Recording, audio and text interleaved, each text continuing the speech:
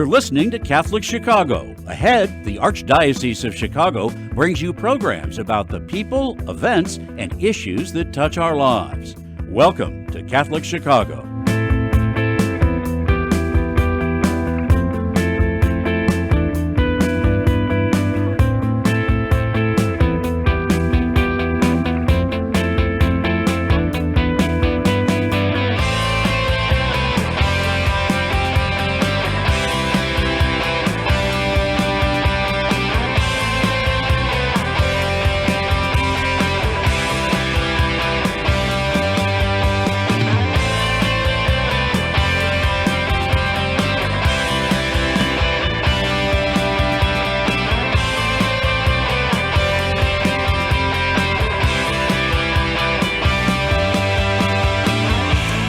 Good morning and welcome to Focus on the Liturgy here on WNDZ 750 AM. We are an element of programming of Catholic Chicago, and we are here every fourth Wednesday of the month. I'm Todd Williamson from the Office for Divine Worship with the Archdiocese of Chicago, and as always, or at least most often, joined by Timothy and Danielle. Timothy and Danielle, good morning. Good morning, everyone. I'm Danielle Noe from LTP, which is also an agency of the Archdiocese. I do have a whiny puppy here, so she's joining me from home. So if you hear something, and Timothy. And I'm Timothy Johnston from the Office of Worship in the Archdiocese of Washington. And we gather every fourth Wednesday of the month to do exactly what our title implies. We break open various parts of the church's corporate communal liturgical life, the seasons, the sacraments, and even papal letters, apostolic letters. Yes, we do. And we have an exciting one to talk about today. This is right up our alley. You guys, this is all liturgy geek right here. Yes. Well, all of it, when this came out, there was such a burst of excitement at LTP of, yes, what we do is reinforced and validated by the highest authority of the church, right? So this new apostolic letter is, I hope I pronounced this correctly, Desiderio, Desideravi. That is a mouthful. I know. I refer to it just as DD. Desiderio, Desideravi. That's the title of the apostolic letter. Hey, you guys, just maybe give a little overview for the folks that are listening. Our plan is to today talk about this letter and just in a general overview. All three of us are very excited about this new papal letter, and but the three of us have decided that for the next number of shows, we're going to dive deeper, unpack, and talk about in greater detail all of the various themes and concepts and calls that Pope Francis makes in this letter. It's not a very long letter, but it's rich. As you pointed out before we started, Todd, there's a number of topics, and it may be to the faithful may seem a little hard to follow. So we're going to kind of unpack this and clarify these main themes.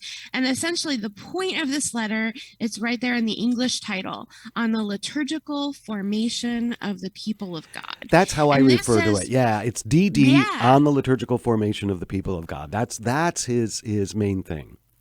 And that goes back to the Second Vatican Council, which really calls for the liturgy as central to our lives of faith, the liturgy as source and summit. And our own bishops have picked up on this with various documents that have come forth, but really what comes out from the RCIA and how we do adult faith formation is that the liturgy should always be the central source of our formation, of our catechesis, of our life. And the Pope himself, I always say he stole my line because I always said how the liturgy is the first teacher, is the primary teacher, and Pope Francis said the liturgy is the first catechism. Yeah. Yeah, the first, Right. the first catechism, exactly. Timothy and Danielle, before we get into the meat of the apostolic letter itself, let's just talk a little bit about what is an apostolic letter. So this is his most recent one. It was issued on just June 29th, so just a couple of weeks ago, the solemnity of Saints Peter and Paul. And maybe Timothy, what is an apostolic letter? I knew you were going to ask me. or Danielle, Yeah. either. Yeah, no, definitely chime in, because I'm one of those folks that I end up getting things a little mixed up. But it's not as high as an encyclical in the sense of a teaching authority in that regard. But it has a weight because it's a teaching document in a sense, and certainly Danielle add into this. It comes out as a way to help guide and in some ways, well, in this particular case, like teach, is trying to move us in a particular direction, on behalf of the Pope, in that sense. But there are different levels of documents, from motu proprios to apostolic letters and various things like that, and they all sort of have different purposes or weight in that sense. Yeah. And different audiences too, right? So some letters are directed specifically to his brother bishops. Right. Others are directed to the clergy specifically. This one is directed to bishops, priests, deacons, consecrated men and women, and to the lay faithful. So the entire people of God. Yep, exactly. Right? That's a great point, Danielle. He's in this latest apostolic letter, he very specifically writes to the whole church, to all of us, right? And it does strike me, and just to throw this out to the listeners as well, if it's a letter from the Pope to the whole church, do you think many people read these apostolic letters that the Pope may issue? I think it's a small percentage, honestly. Yeah. I think the liturgy world is very excited about this. We had a conference last week that LTP hosted over at Loyola, and I did hear rumblings about it. People who were more, it was for RCIA team members, but it was those that had more of a liturgical side. They were so excited about it, and talking about it. There was a lot of energy about it. I think the reality is, I think a small percentage read them, but that might be my cynicism showing. No, I think you're right. I don't know if, unless somebody is paying attention, I think about it in the scheme of the church. I mean, there's certainly a generation, I don't know if that's the right word to use, or a group of people who, still are prevalent in the church that, they're not necessarily being attentive to what's going on at the higher echelon or the hierarchical structure. Like, they're just in their parish, and that's great and that's wonderful. And so unless the pastor or somebody in the parish is making it known to them, it's not something that's on their radar necessarily.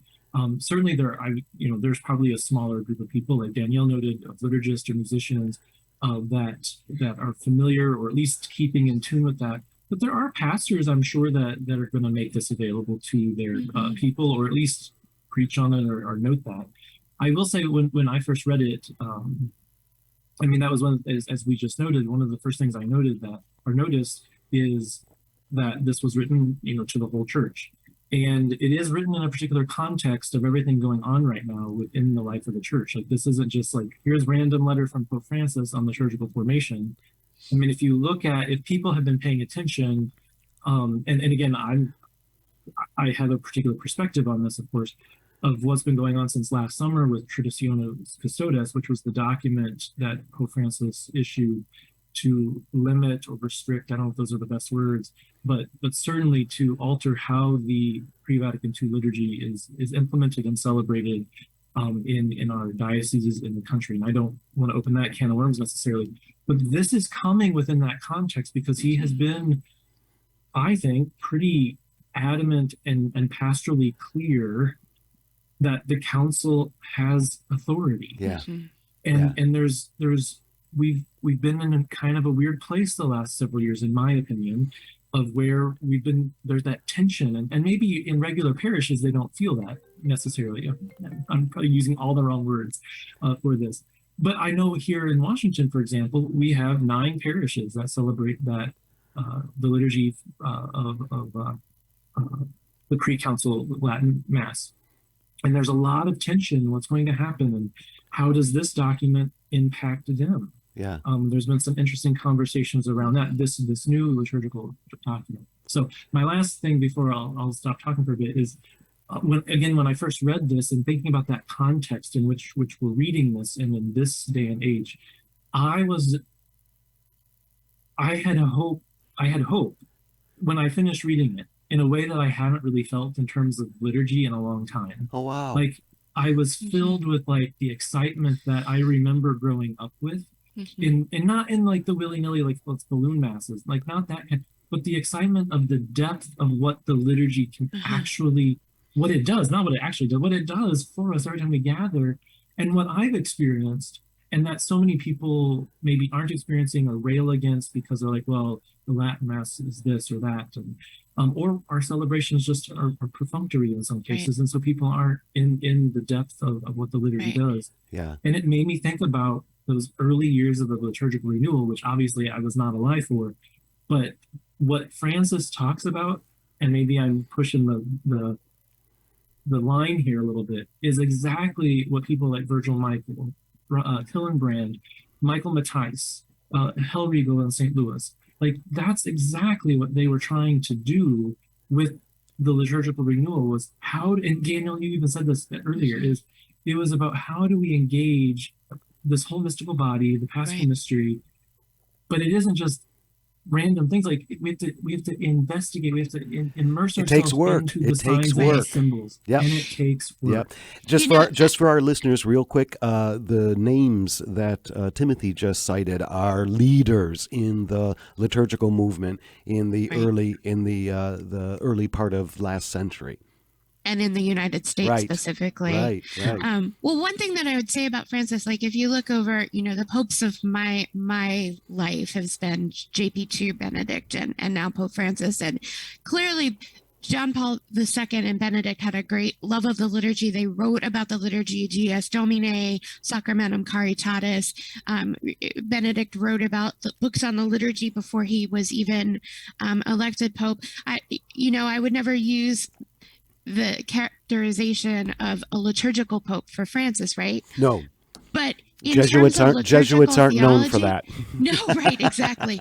But Francis's document, and even in some of the other documents that have preceded this, I would say that Francis is the so what pope, right? Yeah. He puts it in context. Like you have all of these teachings that have preceded my papacy. Now put it into action. What does all of this mean? Yeah. And he has such a profound sense of liturgical theology. He gets it. Yeah. He gets it in a way that I wish would transform the hearts of everybody to put it in practice, right? Yep. There's just real quick before we have to take a break here. There is on the Vatican website, there is a page that kind of categorizes Pope Francis's homilies, Wednesday catecheses, letters, apostolic letters, and exhortations, where it categorizes them on liturgy.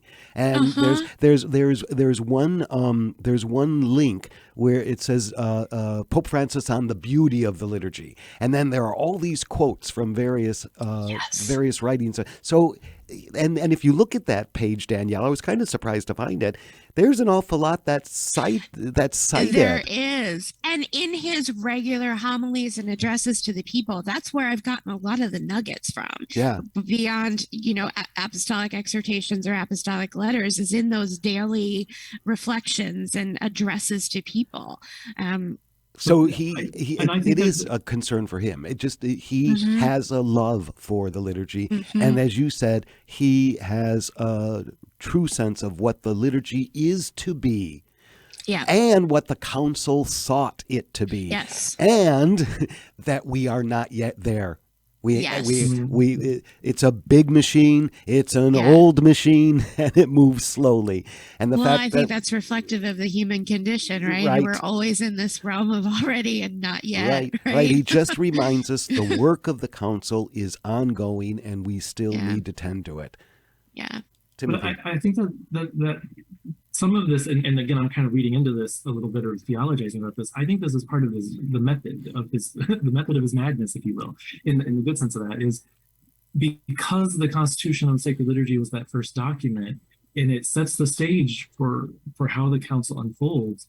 I think that part of his methodology, and as a Jesuit, I could see him very systematically kind of thinking through this, is that is the entryway to understand, if we're going to understand how the council was or wasn't implemented, we have to go back and we have to look at the liturgy. And we have to look at what this document's telling us, even though he isn't concretely or directly addressing those documents always. I think it's the undergirding of his own formation. Right. And how I think he was as a bishop, how he was as the Jesuit superior.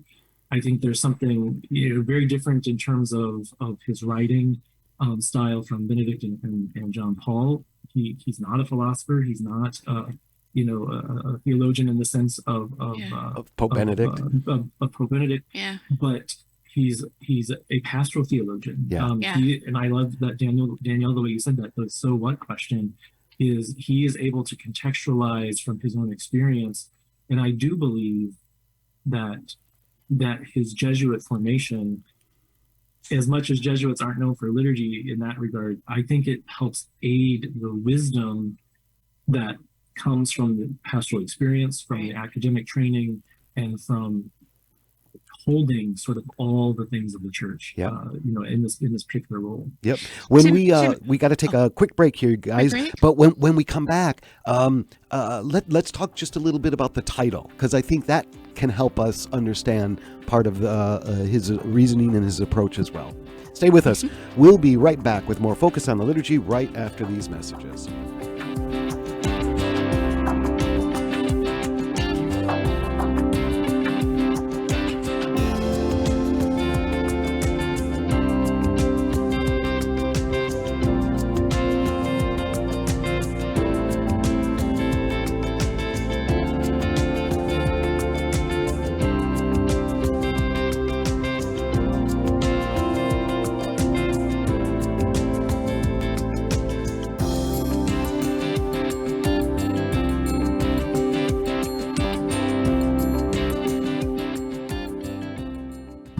Catholic Charities offers a wide variety of volunteer opportunities to those who want to share their time and help us serve people in need. Whether it's stocking the shelves of our food pantries, helping refugees learn the English language, tutoring school-aged children, becoming a mentor to young adults, sorting clothes in our clothing rooms, serving hot meals to those who are facing homelessness, or delivering meals and making cards to lift the spirits of our homebound seniors, we are deeply grateful to all those who want to join in our mission of mercy. Volunteer opportunities are updated weekly for people of all ages at ccofchicagovolunteer.com, or just call us at 312-655-7053. That's 312-655-7053. Thank you for helping us follow Jesus' call to serve our neighbors in need.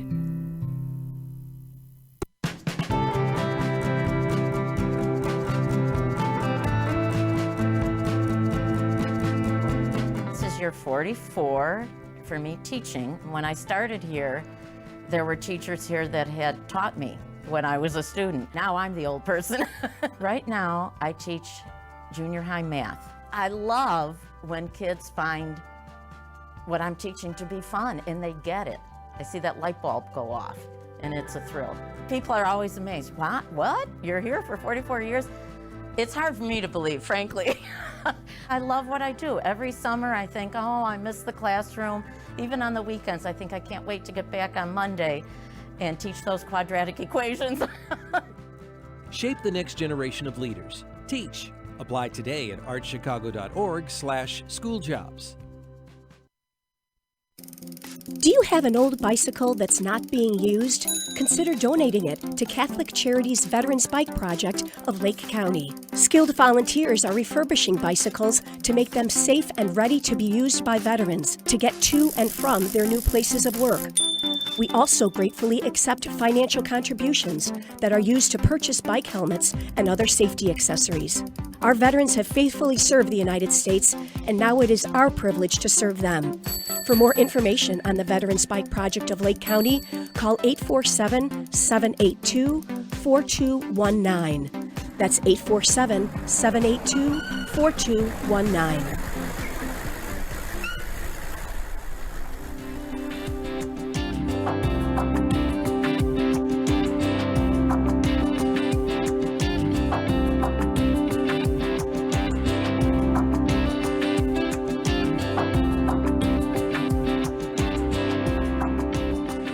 Welcome back to Focus on the Liturgy here on WNDZ 750 AM. We're also streaming on YouTube and Facebook. And Timothy, Danielle, and I, we're talking about the most recent papal apostolic letter. Desiderio, Desideravi is the title of it. And it was issued on June 29th, the Solemnity of Saints Peter and Paul. And for our listeners, I really encourage you to go and to read this letter. As Danielle noted, it's not long. What is it, guys? 61 paragraphs, I think. It's 65 paragraphs. So it's easily accessible. You can find it on the Vatican website. Timothy, I don't know about in the Archdiocese of Chicago, but we have a weekly email that goes out to all the pastors, all the parishes. I actually put an announcement in there and put a link to it and encouraged pastors and liturgical leaders in the parish to read the letter. So I don't know if you've done that same thing. Brian just put it up on the screen for the YouTube and the Facebook stream, but you can find it, as we said, on the Vatican website. It's titled Desiderio, Desideravi. Let's talk just a little bit about that. All of these, they all have strange titles, right? But there's a method to the title of these documents. Danielle, what is that? Documents are always named in Latin, of course, and they're named by the first few words of the document. So Sacrosanctum Concilium, for example, that document begins with the Sacred Council. Right. So this one comes from Luke 22. It's a direct quote from Scripture of, I have earnestly desired, right? Yeah. And it referencing how Jesus earnestly desires to eat the Passover with you. And I think, and there's a heading under this as, liturgy, the today of salvation history, and what follows is liturgy as an encounter. And that is a central message of this pontificate. Yes. Oh my gosh, yes. Oh my gosh, yes. It begins Evangelii Gaudium, that no one should feel that Jesus is not for them. Yes. That the gospel is not for them. And likewise, no one should feel that the liturgy is not for them, that Jesus welcomes us into his paschal mystery, into his life, into his very being.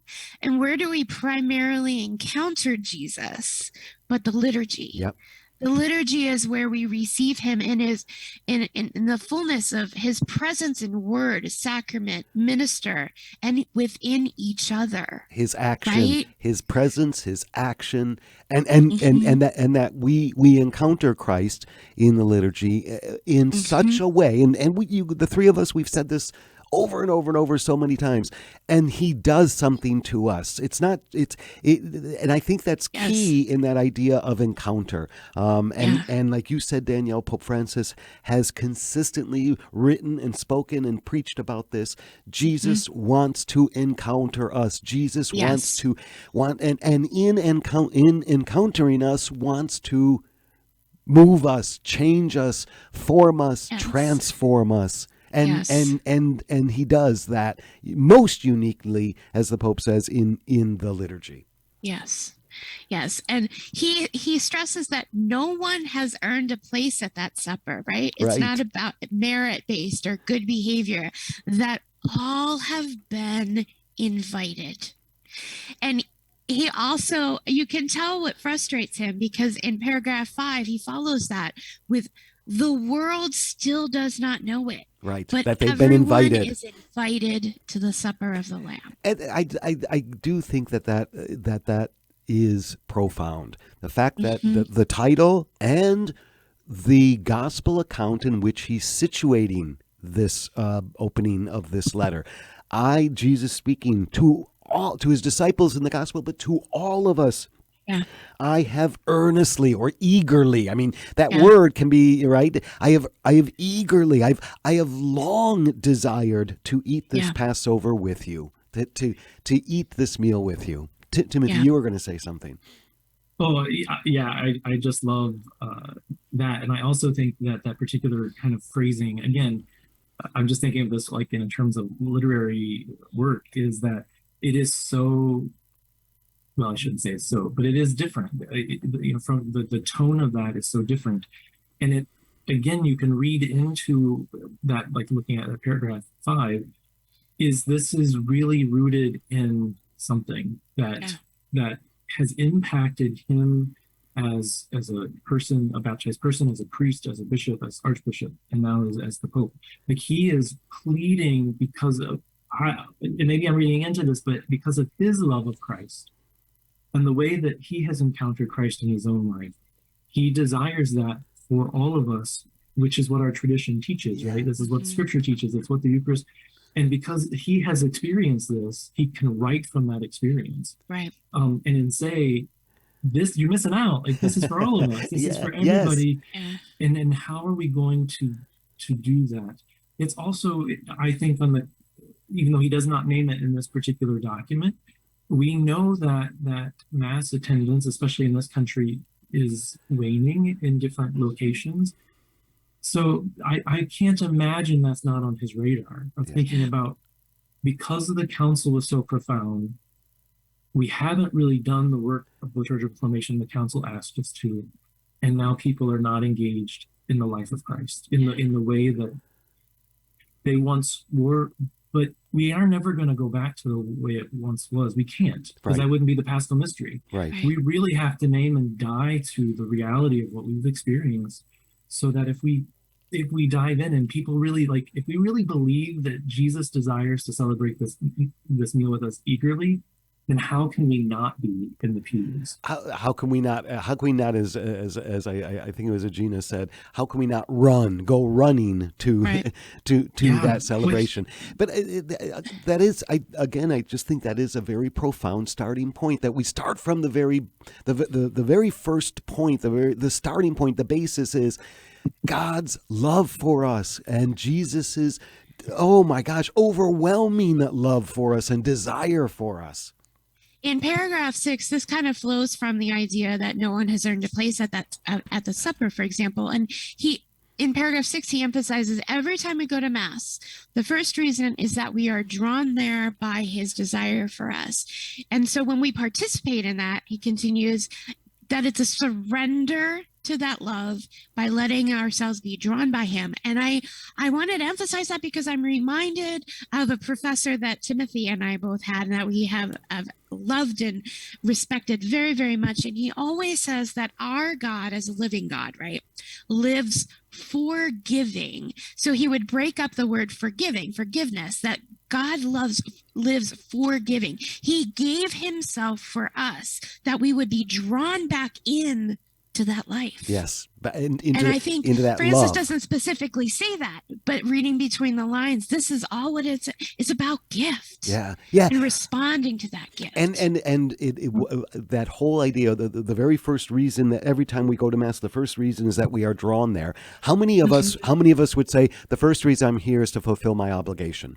Right. Exactly. The first reason I'm here is because I'm a guilty sinner.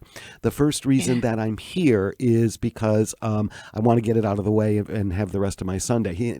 Pope Francis says, no, the first reason we are there is because we are drawn by that profound and immense love that he has for us. This is going way too quick, you guys. We got to take another break. Let's pick it up there, that divine love and its relationship to the liturgy. Stay with us. We're talking about the apostolic letter on the liturgical formation of the people of God. We'll be right back after these messages.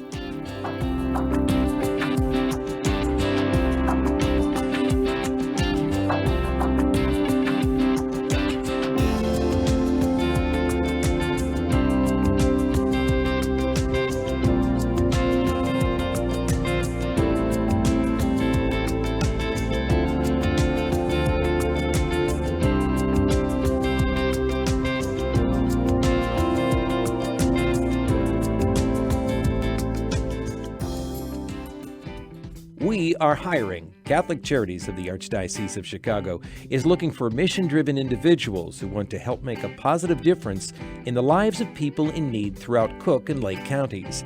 Be part of a diverse, talented team of professionals in the largest human services organization in the Midwest.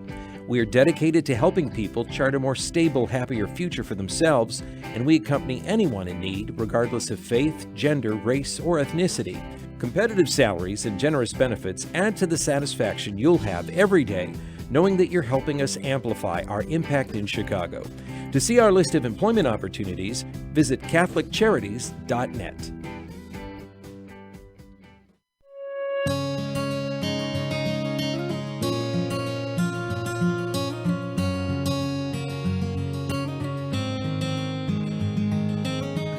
Welcome back.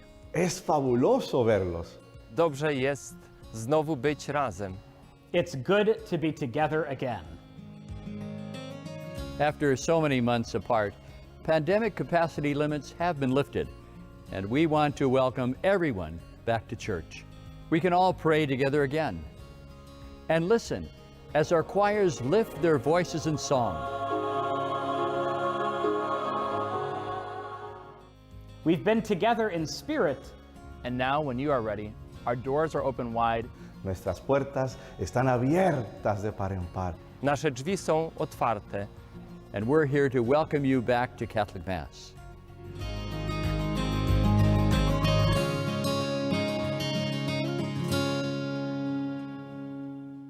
The cemetery ministry is a core ministry of our Catholic faith tied to the corporal works of mercy. It's comforting to know that our Catholic cemeteries are caring for the remains of our loved ones awaiting the resurrection. There are 44 Archdiocese of Chicago Catholic cemeteries willing to help you in your time of loss.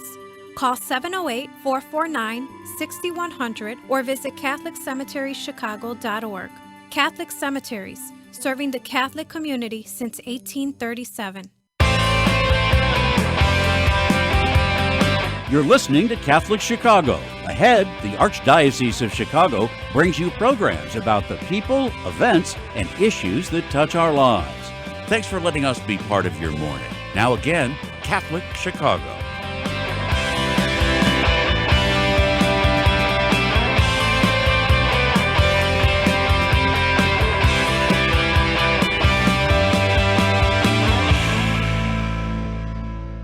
Welcome back to this second half of Focus on the Liturgy, an element of programming of Catholic Chicago. I'm Todd Williamson from the Office for Divine Worship for the Archdiocese of Chicago. And I'm Danielle Noe from Liturgy Training Publications, also of the Archdiocese. And I'm Timothy Johnston in the Worship Office in the Archdiocese of Washington. And if you are just joining us for the second half hour, we are talking about the latest papal letter, the apostolic letter, Desiderio, Desideravi, on the liturgical formation of the people of God. It is the focus of this show, and as we noted earlier, it's going to be the focus of the next number of shows for Focus on the Liturgy. We're going to spend the rest of the summer and into the fall breaking this apostolic letter open more and more and more. And because, again, I think because it is such a profound call on the part of Pope Francis to that the people of the world know of God's deepest desire to be with them. Of their deepest of the triune God's deepest love for us. I mean, come on, that's what he's been talking about since the moment of his election, right? He even says that the Jesus's desire at the Last Supper to eat the Last Supper. He says that's just a little crevice, is the word he uses, right? This little opening through which we might even begin to understand. Right. The Father, the Son, and the Holy Spirit's deep love for us. We can never fully understand that, right? We only ever get to catch a glimmer of that. But that glimmer that we see or encounter or experience is brought to us in the liturgy itself. And that, he talks about beauty a lot in this letter. Yeah, the beauty and truth of the liturgy, he says. And there is a power in that beauty. In paragraph 10, he says, "Here lies all the powerful beauty of the liturgy. If the resurrection were for us a concept, an idea, or a thought, if the risen one were for us the recollection of others, however authoritative, if there were not given also to us the possibility of a true encounter with him, that would be to declare the newness of the Word made flesh to have been all used up. But instead, the incarnation," and I'm glad he emphasizes the incarnation. I thought of you. Not just resurrection. I thought of you. Because this is key to, I think, to understanding liturgy. Instead, the incarnation, in addition to being the only always new event that history knows, is also the very method that the Holy Trinity has chosen to open to us the way of communion. Christian faith is either an encounter with him alive or it does not exist. I think that line is terribly paramount. Either Christian faith is an encounter with Christ or that faith does not exist. Yeah. Either the faith is an encounter with him or it's empty faith. Yes. God so loved us that he dwelt a tent among us, right? Pitched his tent. And that presence is ongoing, right? Yep. And through his life, through his incarnation, it wasn't just about a baby in a manger. It's about a way of living, a way of who we are meant to be as human in our fullness. Yeah. Christ came so that we would become divine. Right. In our fullness. Exactly. Yes. Timothy, you were going to say something. Well, yeah, I was just going to follow up because of that particular paragraph. I mean, as he goes on, I mean, this is why I think there's so much, he's very systematic in how he wants to approach this, is because he continues with that encounter theme. Like you have to encounter, otherwise it doesn't exist, right? Like there's no living. But it's rooted in baptism and the sacraments. And that comes as I see, you know, he's trying to contextualize again what our celebration is. And as Danielle was just noting, to get to the heart of the matter, which we'll be breaking open, right, is that we can celebrate all these wonderful things, but if we don't dive into them and break them open, we'd never get to the meat of it. I shouldn't say never. It's more difficult to understand what God is doing in our lives when we don't step back and reflect on them and celebrate the liturgy well. And so, you know, I think when we look at paragraphs 11 and 12, and again, we'll probably break this open at other points, because he gets at this later on in the letter, is we have to celebrate the liturgy intentionally and well, with beauty, with dignity, because that's what's going to draw our heart and mind into the mysteries. The speaking of the symbols that draw us into the divine, draw us into that. And as you were talking, Danielle, I was thinking about, I was at a baptism here recently, and it was nice, it was beautiful in the sort of very simple sense. But I was sitting there thinking, especially after reading this letter, if paragraph 12, where it says, our first encounter with his paschal deed is the event that marks the life of all believers, our baptism. If that is true, and we believe it, and we do believe it, this is where we are intimately bound to the life of Christ. Yeah. Then why do we celebrate these sacraments so mundanely? Yeah. I don't want to say poorly, where there's no music, there aren't trained lectors, there aren't worship aids for the assembly to participate. And I know that in some people's minds, it's like, well, it's just baptism. It's just baptism. It's merely baptism. Yeah. This is, and I think that's why when he talks about, you know, as he's setting the stage here, I think that's where he's ultimately getting at, or maybe I'm reading too much into it, but it demands, because of the encounter, the liturgy demands more fruitful, intentional preparation and celebration. Yeah. Sing to the Lord, Music and Divine Worship has this wonderful line about good celebrations strengthen faith and poor celebrations weaken our faith. And I thought of that quote specifically later on when I was reading this letter, about how he's talking about how the Christian faithful do not understand signs and symbols. We don't know how to interpret them. Right. And if you're thinking about the liturgy as an encounter, and we kind of say loosely, oh, we encounter the full presence of Christ, but he has this beautiful line about how when we're encountering the Lord Jesus and his passion, in his presence, he's continuing to pardon us, to heal us, to save us with the power of the sacraments. When we experience the liturgy, we are brought to this understanding of who God is and how God works in our lives. And what God wants for us. Yeah. So when Jesus unrolled the scroll in the temple and he says, the Spirit of the Lord is upon me to bring glad tidings to the poor and so forth, when we're baptized, it's not just baptism. Then we're called forth in that responsibility and that with that divine gift to be exactly as we encounter God in the liturgy.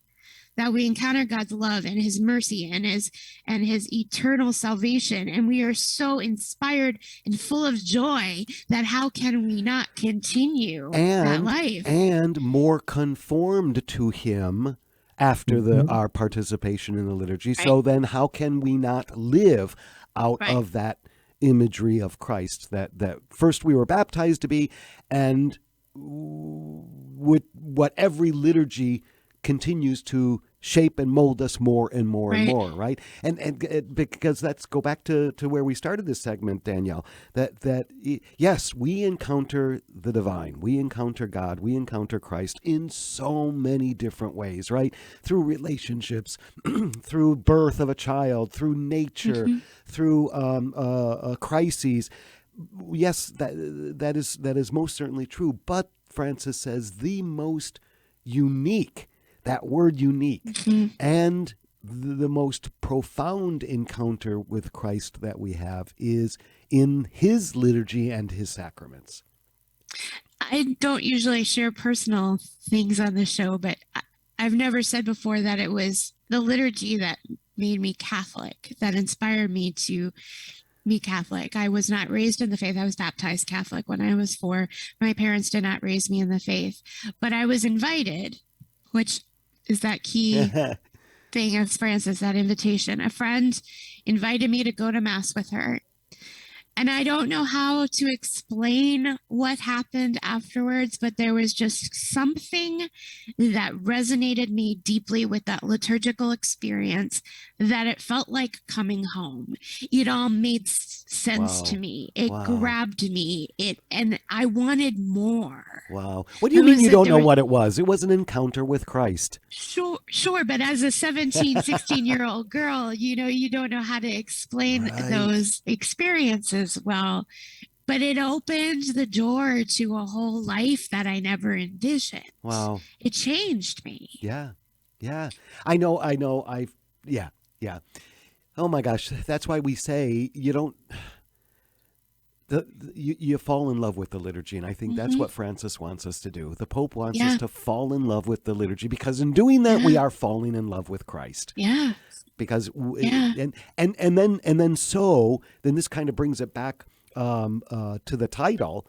And so if this is true, and Timothy, like you just said, if this is what we say we believe, and we do say we believe it, then formation on the liturgy and by the liturgy is essential. That's the on the liturgical formation of the people of God. If this is what we say we believe about the liturgy, and what we say about Jesus's desire to eat a meal with us, then continued formation of the people of God on the liturgy is essential for the life of the church. And I want to, you made me think of this, Todd, that, and I don't know if I'll articulate this well, but when we use the word formation often in the church, I'm just curious with our listeners how that resonates. Like, what does that mean for you as a listener? Because I'm thinking, like, in terms of my parents or my own family, like, they would hear that as like, oh, I'm going to go to school, I'm going to learn these formation things. Is not education.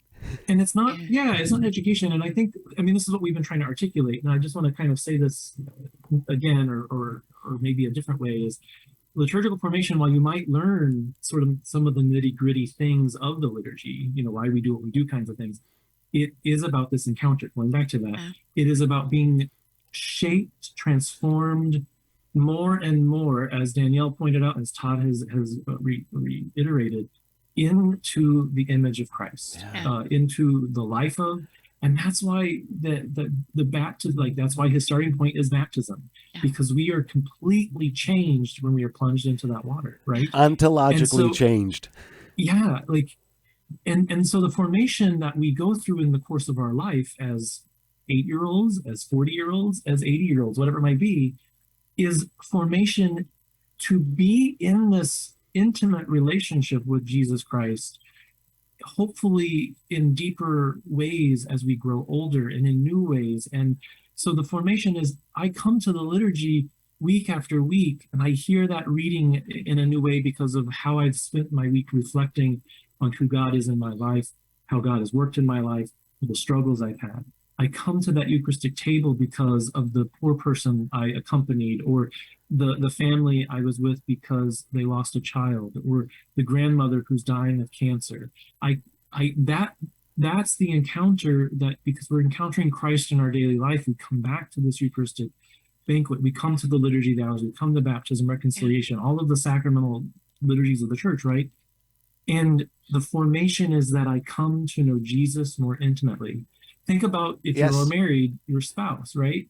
Over the course of your time together, your formation as a married couple, you learn more about one another as you live together. You come to a deeper together. understanding, a deeper experience. Yeah. Yes. Like I think this is key. We need to pick this up, but we got to take one more break.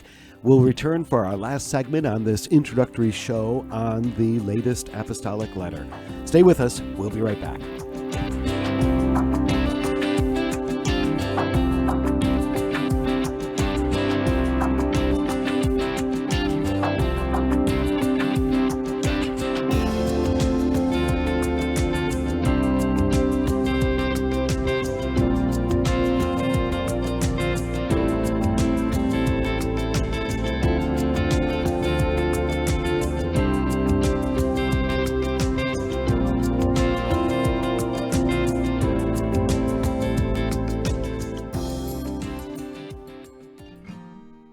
At Catholic Charities, we want to remind you that we are here for anyone who is a victim of domestic violence or anyone who has a concern about someone they think may be a victim.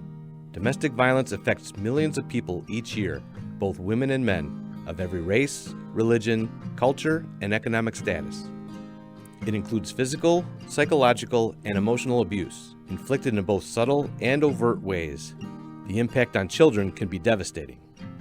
If you or someone you know are victims of domestic violence and you are looking for a place for healing and recovery, call us at 773-935-3434 in Cook County and 224-430-4977 in Lake County. A safer, happier tomorrow can begin today.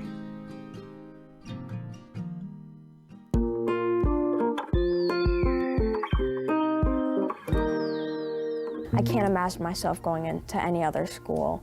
Our school fosters growth by being a backbone to our family. My kids are incredibly well-rounded. I see a lot of kindness in them on a daily basis. One of the things I think Catholic schools do well is personalize the learning experience. You can hear joy in the classrooms. I feel that I'm happy that I am in this kind of school. Our school communities provide students with academic excellence and character education in a supportive and stable learning environment. Come see for yourself.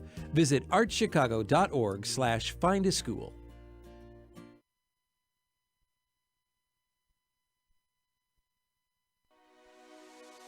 Catholic Charities has had the privilege of helping people in need in Cook and Lake County for more than 100 years. We would like to take this opportunity to thank our frontline workers who, despite the unprecedented challenges of the past 2 years, continue to excel at their jobs every day. From the warehouse staff members who pack boxes of nutritious foods for low-income seniors, to the dedicated WIC employees who have remained open for families with children under the age of 5, to our volunteers and restaurant partners who ensure that meals are available for those experiencing hunger, to our service coordinators and our professional counselors who continue their vital work in innovative ways, to our food pantry staff, and to all those who work at Catholic Charities Call Center, finding solutions for every person who reaches out to us for help. Charity is at the heart of all you do, and we salute you.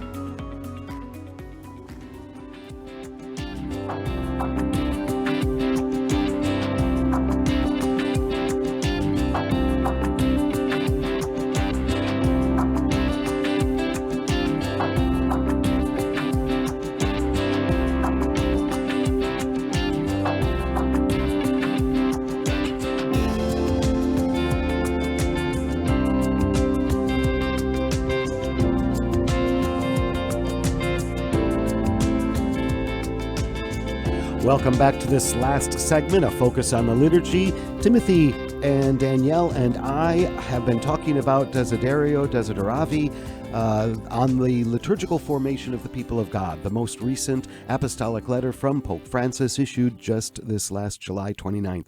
And at that last break, Timothy, we're kind of just in this kind of introduction to the letter. This show, we wanted this show to be.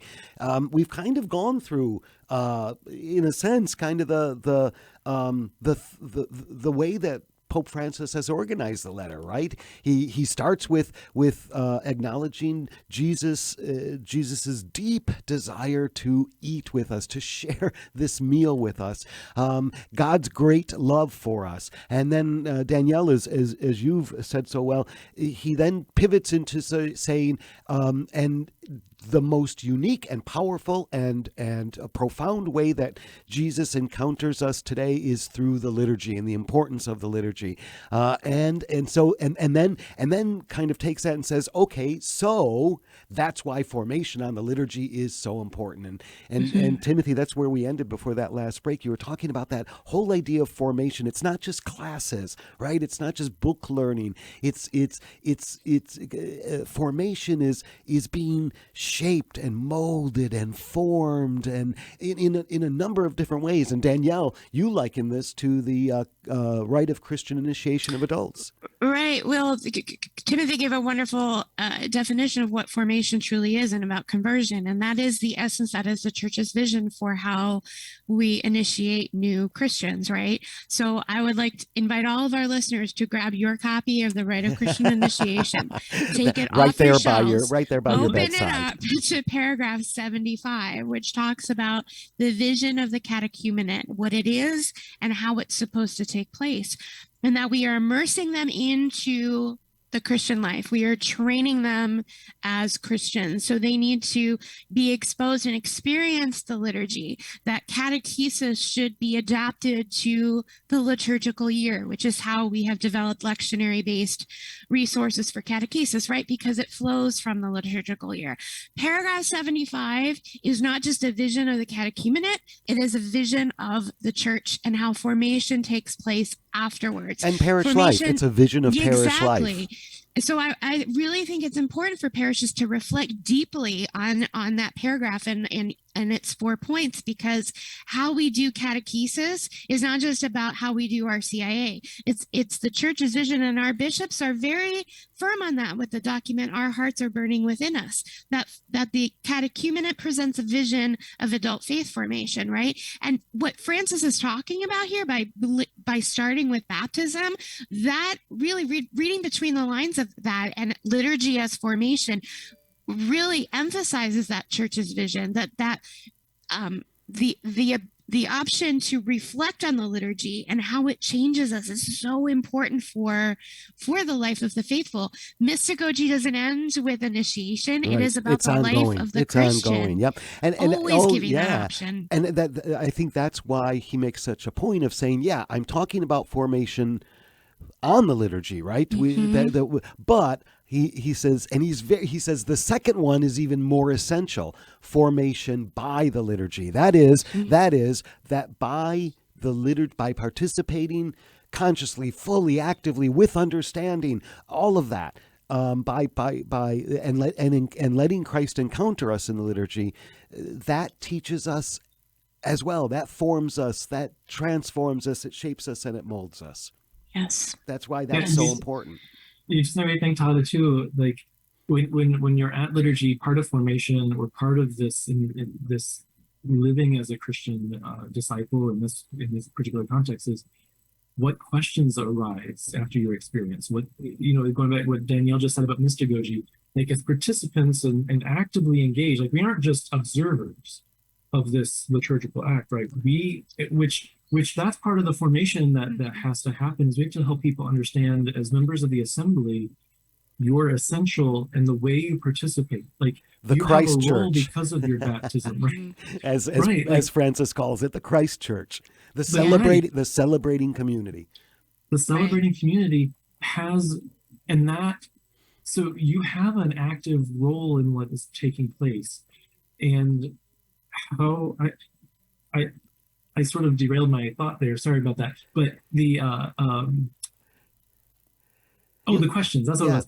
When you were present and asking those. So if you're actively engaged, what kinds of questions stir up in your heart? What kinds of desires stir up in your heart from the liturgical encounter? What kind of revelations stir in your heart about yourself, about God, about your place, about your life? Exactly, because that's going to be part of that formation. It's helping you understand not only yourself, the church, but your life in Christ. Yep. And we're going to go ahead. Well, I was just going to say, and that therefore demands that we live differently. As a community. And how we learn, how we are formed for and by the liturgy is as Francis talks, is on a whole different, and we'll break this open in the coming months, but in so many different ways. And Danielle, we were talking about it. We got 3 minutes left here. You were talking about it. It's the idea of we need to rediscover a sacramental vocabulary. We need to rediscover the language of signs and symbols, and sacramental imagination. Yes. Well, we've become a very black and white society, not just in our experience of Catholicism, but in our day-to-day world. We're very oriented by science and so forth, and that.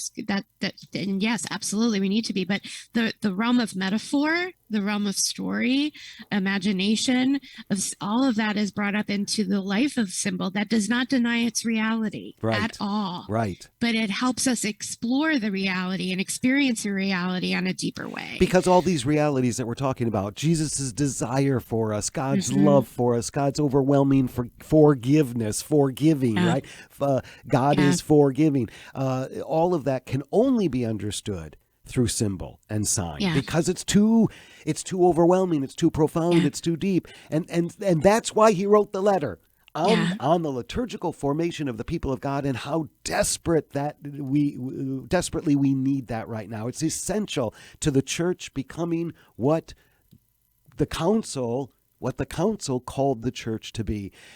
It's all about formation. Danielle, we want to make sure that we give some time to LTP has put together a website on materials for that can do what Pope Francis is calling us in Desiderio, Desideravi. Absolutely. If Michael or Brian could pull that website on the screen so our listeners can see it. But when this document came out, of course, all of the editors were extremely excited because this is who we are as a company.